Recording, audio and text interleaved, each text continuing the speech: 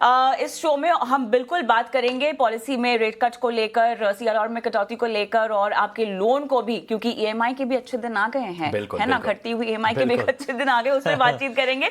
लेकिन your stock में stock specific सवालों के जवाब भी दिए जाएंगे। अगर आपको भी अपने सवाल हम तक पहुंचाने हैं तो नंबर देखिए आपके स्क्रीन पर फ्लैश हो रहा है और यहाँ पर अपने सवाल एसएमएस कर दीजिए, व्हाट्सएप के जरिए भी आप भेज सकते हैं। और इतना ही नहीं, अगर आप सोशल मीडिया प्लेटफॉर्म पर हमको फॉलो कर रहे हैं तो आप वहां भी अपने सवाल छोड़ सकते हैं।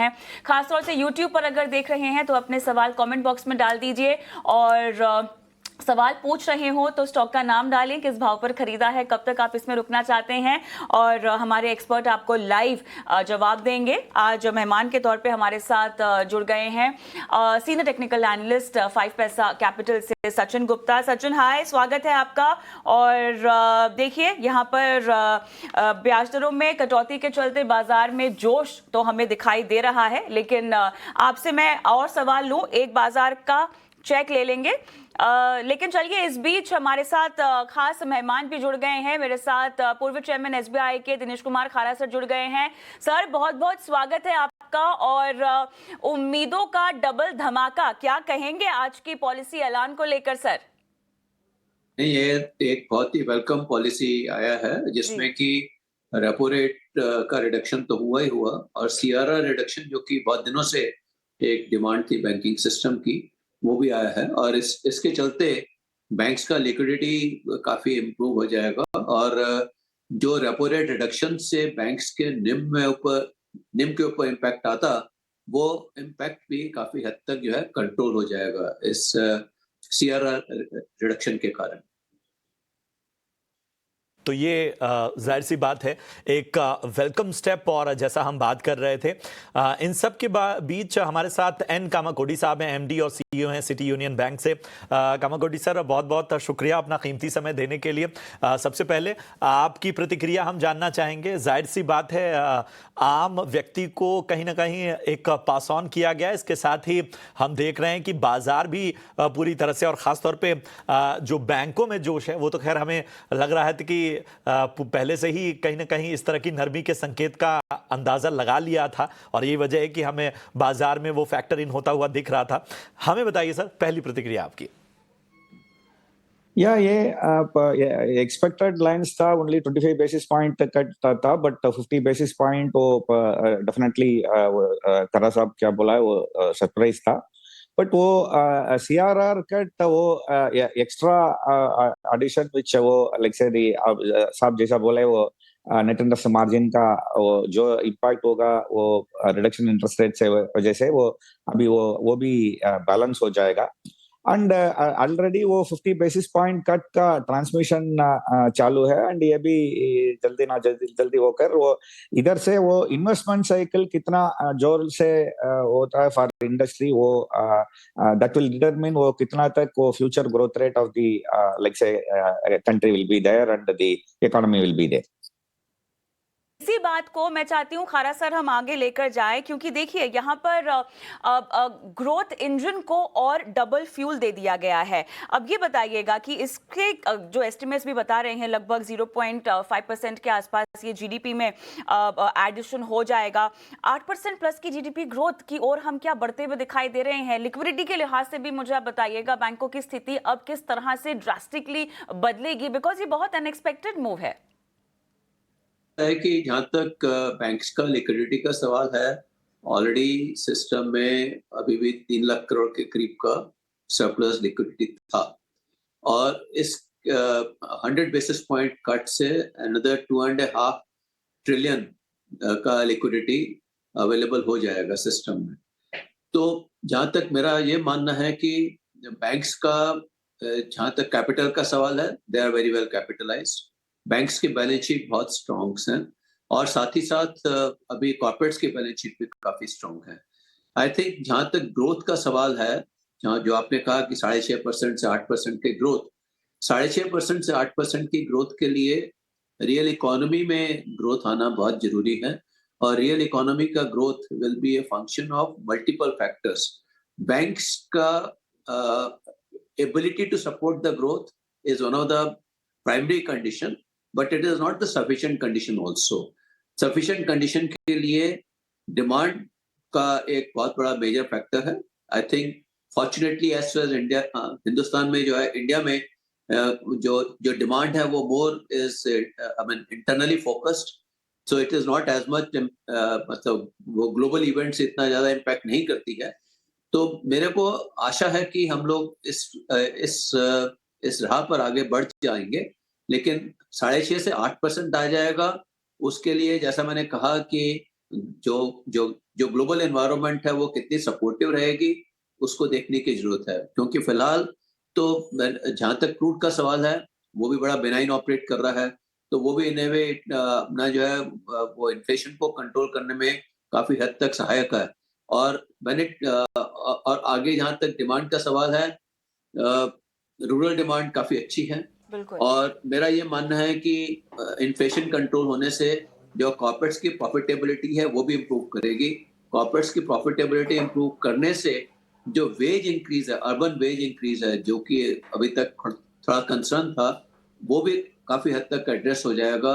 इसका मतलब ये हो गया कि इवन अर्बन डिमांड भी जो है रिवाइव होगी, और अर्बन डिमांड रिवाइव होगी, रूरल डिमांड रिवाइव होगी। सो ये जो है अपने आप में बड़े एनकरेजिंग साइंस हैं, और इस कारण से इस तरह के डिमांड का एवोल्यूशन को देखते हुए मैं आशा करता हूं कि 6.5% से 7% के करीब बढ़ना तो जो सर्टेनली ही संभव हो पाएगा। और आने वाले दिनों में अगर ग्लोबल इकोनॉमी का भी सपोर्ट मिल जाता है, अगर जैसा कि हम मर्चेंडाइज एक्सपोर्ट की तरफ काफी कोशिश कर रहे हैं और एसएमईज को काफी इनकरेज कर रहे हैं, तो उस तरह के जो एनवायरनमेंट जो क्रिएट होगा, उससे इवेंचुअली हमारा ऑब्जेक्टिव तो बड़ा क्लियर है भारतवर्ष का, कि हमें 8% की ग्रोथ की तरफ बढ़ना है, और उसके लिए सभी तरफ से जो है काम हो रहा है। बिल्कुल, रिजर्व बैंक भी काम कर रहा है, गवर्नमेंट ऑफ इंडिया भी काम कर रही है, स्टेट गवर्नमेंट्स भी काम कर रही हैं, और प्राइवेट सेक्टर भी अब जो है उसमें जुझा हुआ है। तो आशा करता हूं कि इमीडिएटली नहीं, लेकिन इवेंचुअली तो हमें उस राह पर आगे जाना ही है। बड़े लक्ष्यों को अगर पाना है तो शायद हमने उस ओर कदम बढ़ा दिया है, और जिस तरह के रिफॉर्म्स हो रहे हैं, सुधार हो रहे हैं, जिस तरह के कदम उठाए जा रहे हैं, उसका साफ तौर पर अब हमें एक रिजल्ट नजर आ रहा है। कई बार स्थितियों को शायद बहुत ज्यादा क्रिटिकल होके भी देखना पड़ता है, वो सख्ती ही बाद में बड़े परिणाम देती है। कामाकोटी सर, मैं आपके पास आना चाहूंगा। क्या सिर्फ ब्याज दरें घटाकर हम इन बड़े लक्ष्यों को हासिल कर पाएंगे? आपको लगता है कि कुछ और भी सुधार हैं, कुछ और भी क्षेत्र हैं जहां पर फोकस करना जरूरी है? या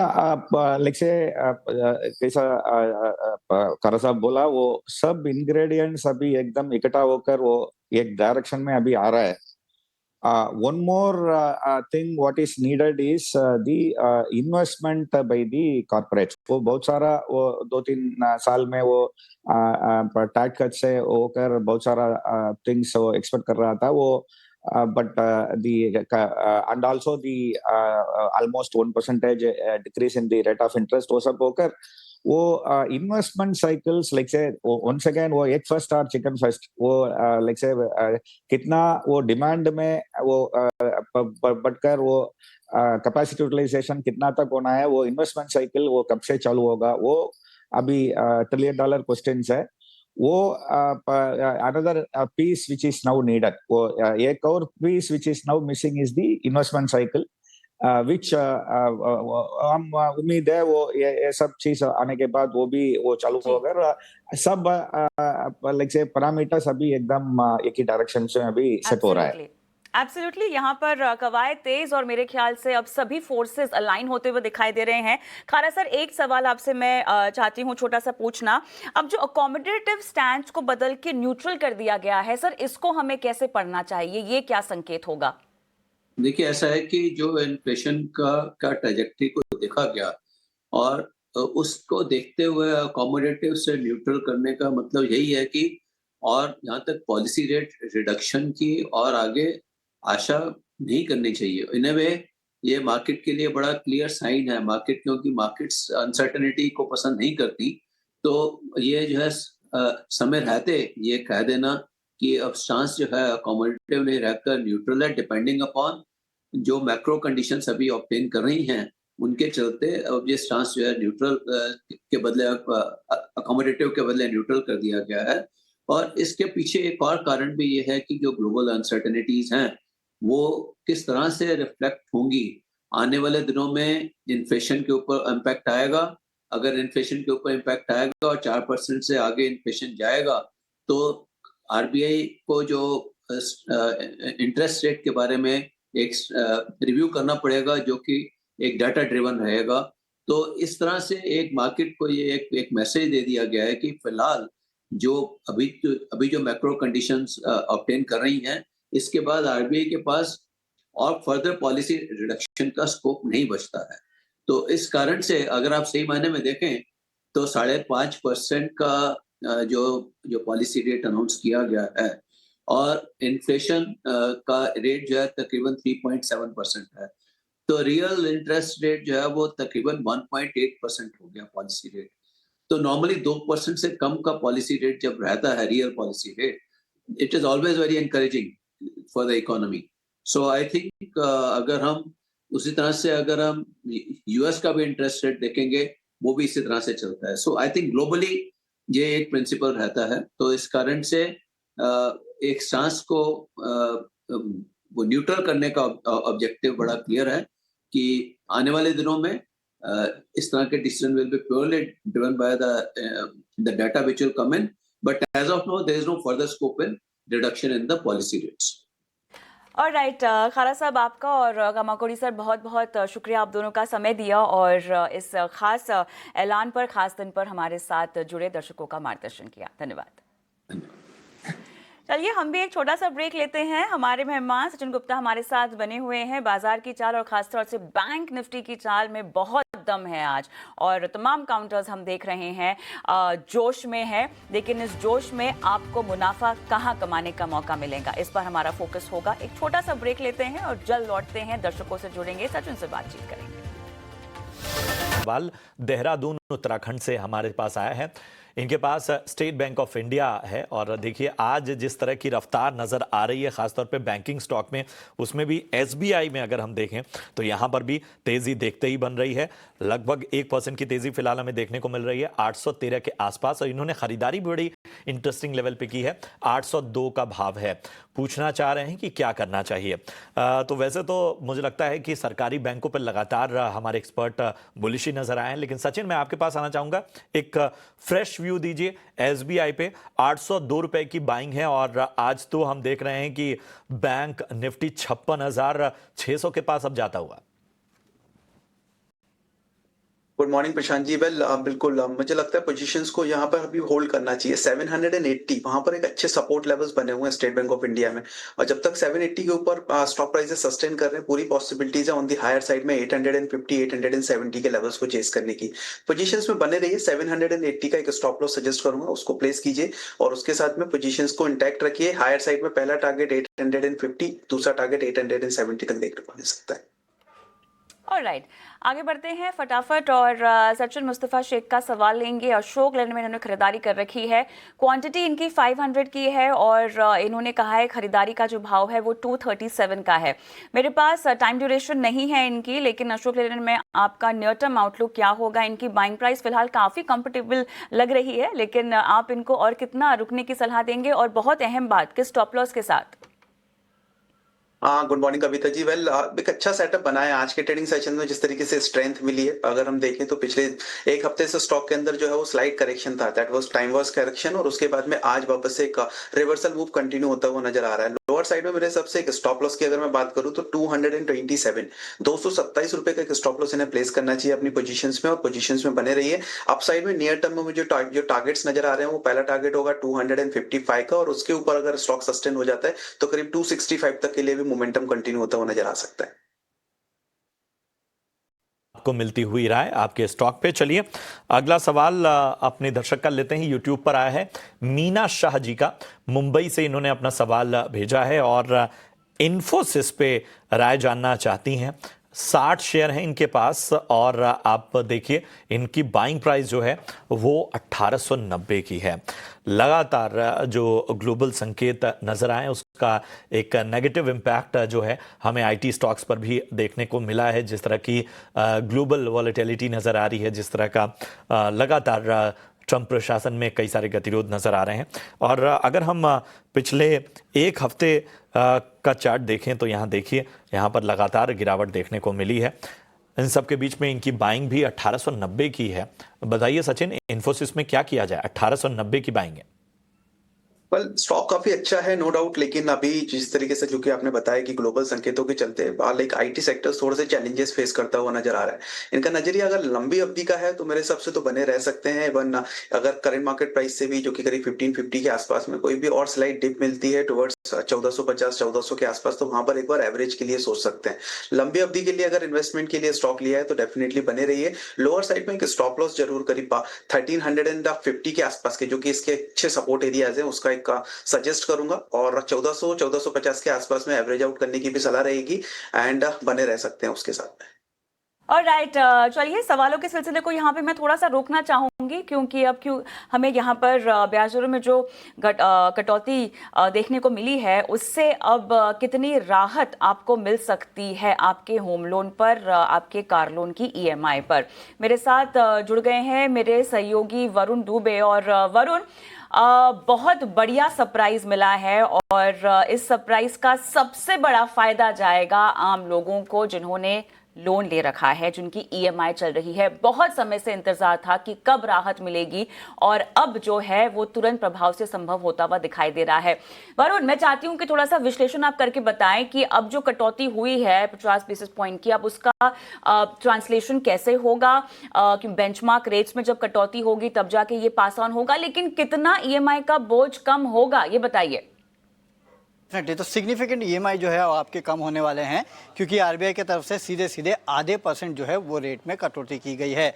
अब देखिए, आप जब लोन लेते हैं तो एक तो होता है फिक्स प्राइस लोन, यानी कि फिक्स रेट ऑफ इंटरेस्ट पे लेते हैं, और एक लेते हैं फ्लोटिंग इंटरेस्ट रेट पे। ज़्यादातर अगर आप देखेंगे तो खासकर होम लोन जो है वो फ्लोटिंग रेट्स पे रहते हैं। तो सबसे बड़ा फायदा अगर किसी को होगा तो किसी ने अगर होम लोन लिया है तो उसको होता हुआ दिखाई देगा। आप देखिए, हमने कैलकुलेशन किया है, अक्सर अगर आप होम लोन जो लेते हैं वो 20 साल का होता है होम लोन, और जो होम लोन लिया जाता है वो करीब करीब आज के अगर हाउसिंग प्राइसेस देखेंगे तो करीब 30 लाख, 50 लाख, 1 करोड़, ये आपके होम लोन के साइजेस होते हैं। तो अगर मैं 30 लाख का अगर आपका होम लोन है और अगर आपने 20 साल के लिए लिया है, फिलहाल अगर आपका 8% के आसपास का रेट ऑफ इंटरेस्ट था, वो भी इसके लिए क्योंकि इसके पहले 2 बार रेट कट चुका है, तो आपका ईएमआई आता था करीब करीब 25,093 रुपये के आसपास। अब जो 50 बेसिस पॉइंट के आसपास का रेट कट, यानी कि आधे % का जो रेट कट हुआ है, उसके बाद आपका ईएमआई आएगा 24,168 रुपये के आसपास, यानी कि पूरी सेविंग आपकी होगी 925 रुपये प्रति महीना की। वहीं अगर आपने 50 लाख का होम लोन लिया है और 8% रेट ऑफ इंटरेस्ट है 20 साल के लिए लिया है, तो आपकी सेविंग होगी प्रति महीना 1542 रुपये के आसपास। और अगर आपने बड़ा होम लोन लिया है, यानी कि 1 करोड़ रुपए के आसपास का होम लोन लिया है, जो कि अक्सर हम सिटीज़ में देखते हैं, वहाँ पे आपकी 50 बेसिस पॉइंट यानी कि आधे % रेट कट के बाद प्रति महीना सेविंग करीब 3085 रुपये के आसपास होगी।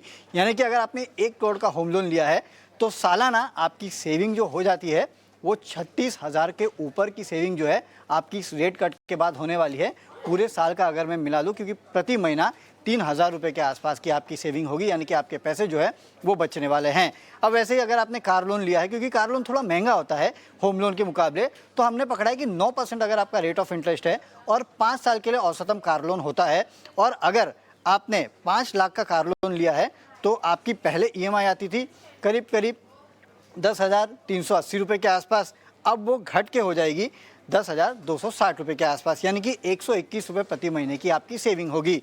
वहीं अगर आपने 10 लाख की कार लोन लिया हुआ है तो प्रति महीना आपको करीब 241 रुपये के आसपास की सेविंग होगी, और अगर आपने 15 लाख के आसपास का कार लोन लिया है तो 363 रुपये के आसपास की सेविंग जो है वो आपकी प्रति महीना होगी। ये मैं पर मंथ की बात कर रहा हूँ, आप इसको पूरे साल से जोड़ सकते हैं, क्योंकि अगर आपके समझो 350-400 रुपये प्रति महीना भी बच रहे हैं तो करीब 3 से 4 हज़ार रुपये पर साल यानी कि पर ईयर आपके जो है वो यहाँ पे कार लोन पे सेविंग होने वाली है। इसके अलावा अगर आपने और भी किसी तरह का लोन लिया है और अगर वो लोन फ्लोटिंग रेट है तो यहाँ से सीधे सीधे आधे % के आसपास का फ़ायदा जो है वो आपको होगा। तो अगर आप कंज्यूमर हैं, आपने लोन लिया है, तो ये पॉलिसी आपके लिए काफ़ी बेहतर रही है। और यहाँ पर एक काम की बात, बहुत बहुत धन्यवाद वरुण आपका, लेकिन एक काम की बात, आपको ये कटौती कब देखने को मिलेगी? अगर आपको लग रहा है कि ये तुरंत प्रभाव से जो है ट्रांसलेट हो जाएगी, तो ऐसा नहीं है। आपका बेंचमार्क रेट क्या है वो चेक कर लीजिए। आपका लोन रेपो रेट से लिंक्ड है या MCLR से लिंक्ड है, ये पता लगाइए, उसके मुताबिक ही आपको ये फायदा ट्रांसफर होगा। इस पर हम विस्तार से बातचीत शाम को 4 बजे भी करने वाले बनो अपना फाइनेंस मिनिस्टर में। लेकिन चलिए फिलहाल शो को समाप्त करने का समय हो गया है। आपका बहुत बहुत धन्यवाद सचिन, आपने समय दिया, तमाम सवालों के जवाब दिए। और जाते जाते प्रधानमंत्री मोदी यहां पर इनॉग्रेट कर रहे हैं वर्ल्ड का टॉलेस्ट रेलवे ब्रिज चेनाब के ऊपर, और इसके शानदार विजुअल्स भी आपके स्क्रीन पर फिलहाल फ्लैश होते हुए दिखाई दे रहे हैं। और इस ब्रिज का उद्घाटन हो रहा है। इसी तस्वीरों के साथ आपको छोड़े जा रहे हैं शो में। धन्यवाद।